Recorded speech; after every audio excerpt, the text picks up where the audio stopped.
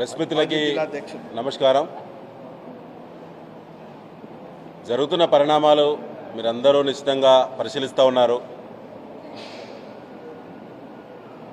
గత నెల రోజులుగా వరంగల్ జిల్లాలో బీఆర్ఎస్లో జరుగుతున్నటువంటి ప్రతి పరిణామానికి కడియం శ్రీహరి గారే బాధ్యుడు. వయసులో పెద్దవాళ్ళు, గుణం కూడా పెద్దగా ఉంటుంది అనుకున్నాడు కేసీఆర్ గారు. విలువల గురించి మాట్లాడే కడియం శ్రీహరి గారు వారి డాటర్కి కావ్య గారికి టికెట్ ఇప్పించుకొని సమన్వయ సమావేశాలు నిర్వహించి అనేక మంది ఉద్యమకారులు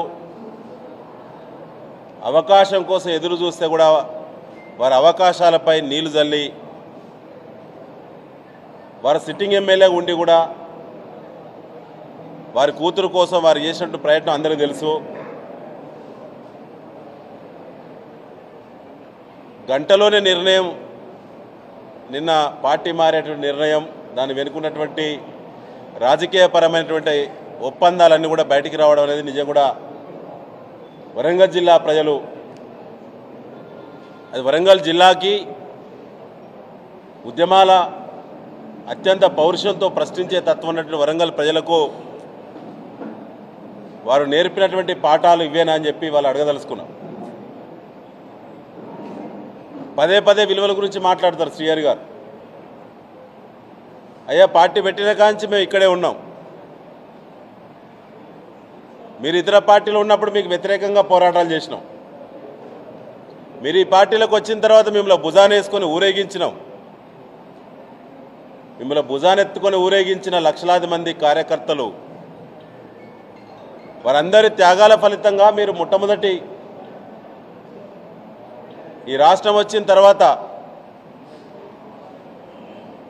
మీరు ఉప ముఖ్యమంత్రి స్థానాన్ని అధిరోహించారు.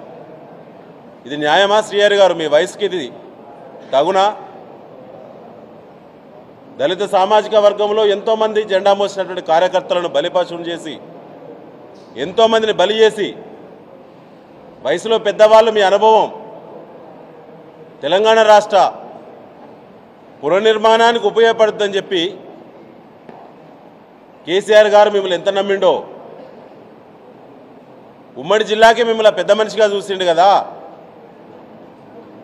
మీరు ఇంత చిన్న మనస్తత్వంతో ఆలోచించడం, కేసీఆర్ గారు ఆపదలు ఉన్నప్పుడు, కాలు విరిగి మంచాల పడ్డప్పుడు, తన సొంత బిడ్డ జైల్లో ఉన్నప్పుడు నీ బిడ్డ గురించి నీకున్నటువంటి ప్రేమ తపన పెద్దదైందా కడియం శ్రీహరి గారు?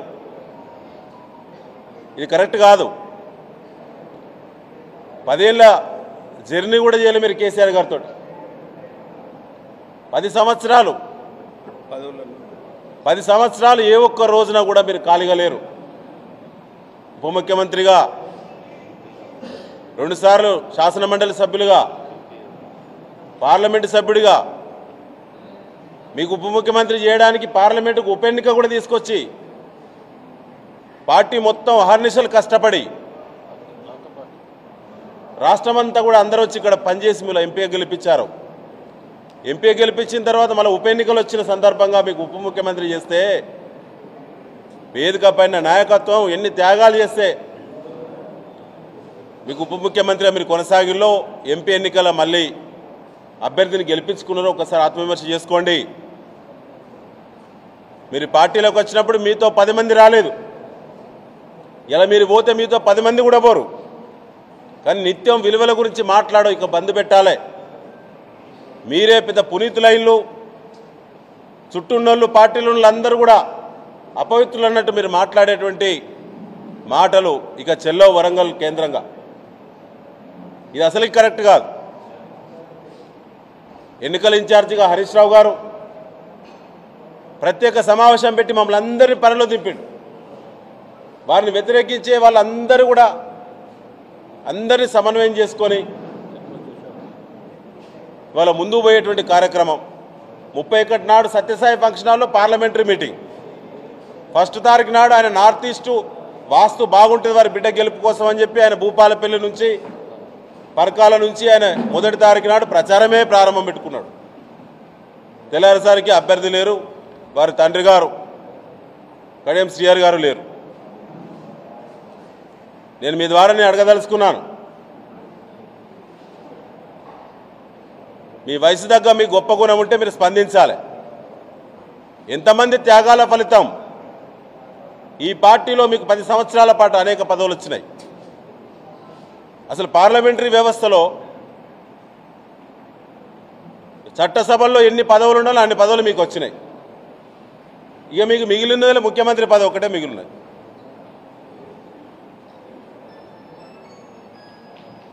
ఇదేనా మీరు కొత్త తరానికి నేర్పేది? వరంగల్ రాజకీయాలను భ్రష్టు పట్టించిన మరి ఆ బాధ్యత మీది కాదా?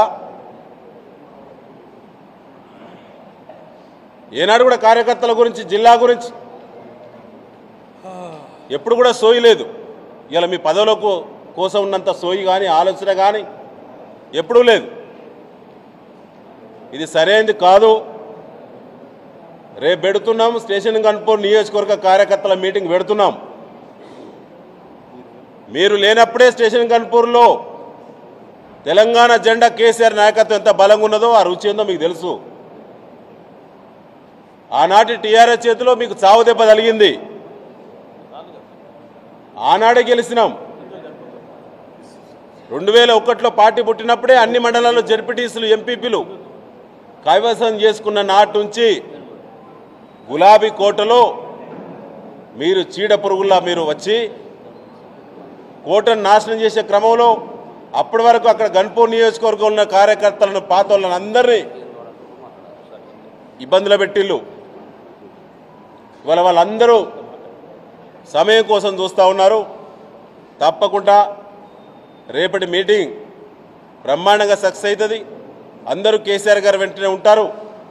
మీ యొక్క చిల్లర రాజకీయాలు వరంగల్ కేంద్రంగా ఇంత చిల్లర అవకాశవాదం అయితే నేను కూడా 32 సంవత్సరాల రాజకీయ అనుభవం ఉన్నది, కానీ ఎప్పుడు ఇంత చిల్లర రాజకీయాలు ఏ ఒక్క నాయకుడు ఇంత షార్ట్ టైంలో అభ్యర్థిత్వం ప్రకటించిన తర్వాత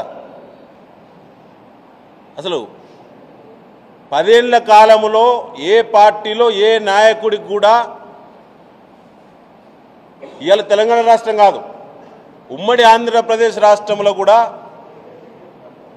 ఆనాటి కాంగ్రెస్, ఆనాటి తెలుగుదేశం, ఈనాటి మధ్యలో టీఆర్ఎస్, ఇప్పుడు బీఆర్ఎస్, ఇన్ని రాజకీయ పార్టీలో ఒక నాయకుడికి 10 ఏళ్ల కాలంలో ఇన్ని రాజకీయ అవకాశాలు వచ్చిన ఒక్క నాయకుడు అన్నాడా?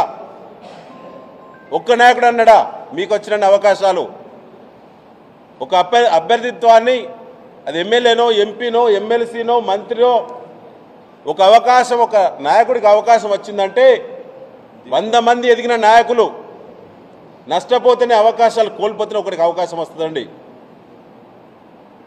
ఇవాళ వరంగల్లో ఎంతోమంది ఉద్యమకారులకు నష్టం జరిగింది మీ వల్ల, మీకు అవకాశాలు చిక్కడం వల్ల. ఈ వయసులో మీరు ఇంత దిగజారే రాజకీయాలు చేయడం 75 ఏళ్ల వయసులో ఇది మీకు తగునా శ్రీహరి గారు? ఈ ధర్మమేనా? ఇది న్యాయమేనా? ఆపదలున్న పార్టీని మీలాంటి అనుభవజ్ఞులు ఆపదలున్న పార్టీకి ఇలా కేసీఆర్ గారు మంచాన పడ్డటువంటి సందర్భంగా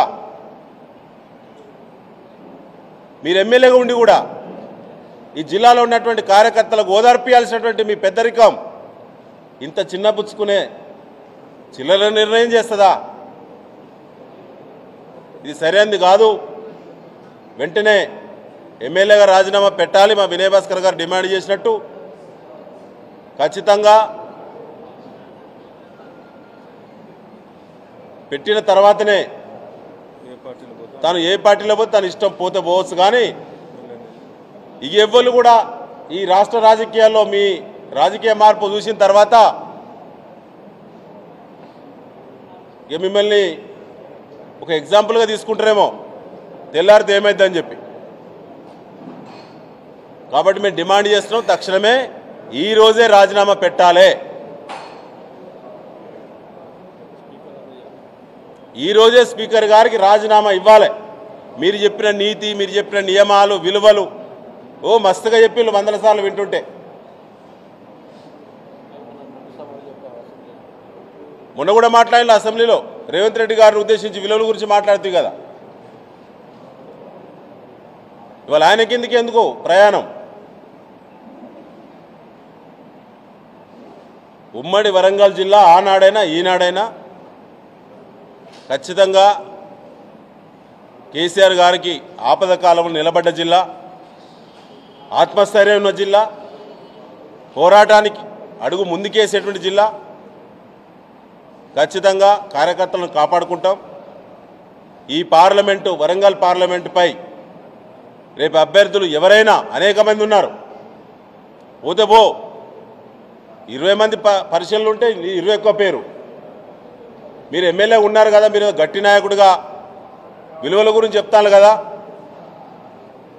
ఇప్పుడు తెలుస్తుంది మీలాంటి వాళ్ళను కాంగ్రెస్ పార్టీ కార్యకర్తలు నమ్ముకుంటే వాళ్ళ మధ్యలో కూడా బుడ్డముడు ఖాయం. మాకు పట్టిన గతి కాంగ్రెస్లో కూడా కొద్ది రోజులే పడుతుంది, ఖచ్చితంగా పడుతుంది. ఏం అనుమానం లేదు. జాగ్రత్తగా ఉండాలి కాంగ్రెస్ పార్టీలు. మా దాంట్లో ఏ ఇద్దరు ఏ ముగ్గురు మాట్లాడకుండా అయింది, ఇది వాస్తవం. అలా అడుగుపెట్టిన తర్వాత కాంగ్రెస్ పార్టీ కూడా గది పడుతుంది. వరంగల్ జిల్లాలో ఖచ్చితంగా పడుతుంది, రాష్ట్రంలో ఖచ్చితంగా పడుతుంది. చాలా జాగ్రత్తగా ఉండమని చెప్పి కాంగ్రెస్ పార్టీ నాయకులు కూడా విజ్ఞప్తి చేస్తున్నాం. ఎందుకంటే వాళ్ళ మీద కూడా మాకు కొద్దిగా ఉంటుంది. ఎందుకంటే ఇక 10 ఏళ్ళు మేము అధికారంలో కాబట్టి మార్పు కోరిలు ప్రజలు, తప్పేం లేదు, మేము పెద్ద ఫీల్ అవుతలేము.